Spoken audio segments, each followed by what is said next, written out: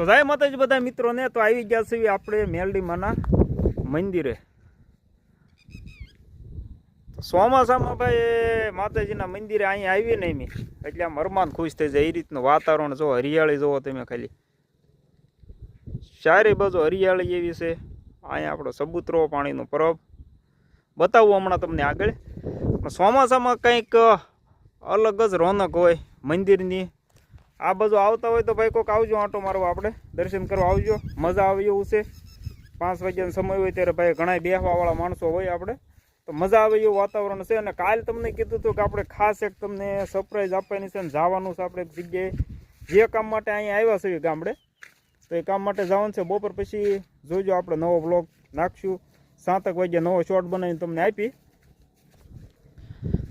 પણ અત્યારે જો આગળ હાલો તમને પરબ ને બધું બતાવું,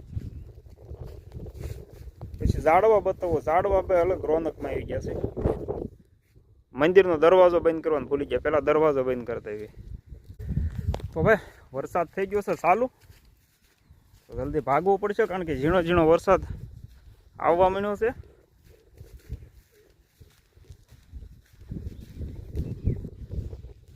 અને હેઠે ભાઈ જો ગારો છે. મેલડીમાં આવું જ ભાઈ આપણે કૂદતા જવું પડે થોડું ઘણું, કારણ કે ગારો હોય અંદર જવામાં બહુ. આપણું પાણીનું પરબ ડંકી. અને આ ઝાડવા જો 1 નંબર 2 થઈ ગયા, મોટા થઈ ગયા, સાયો આપે એવા ઝાડવા. આપણો સબૂતરો.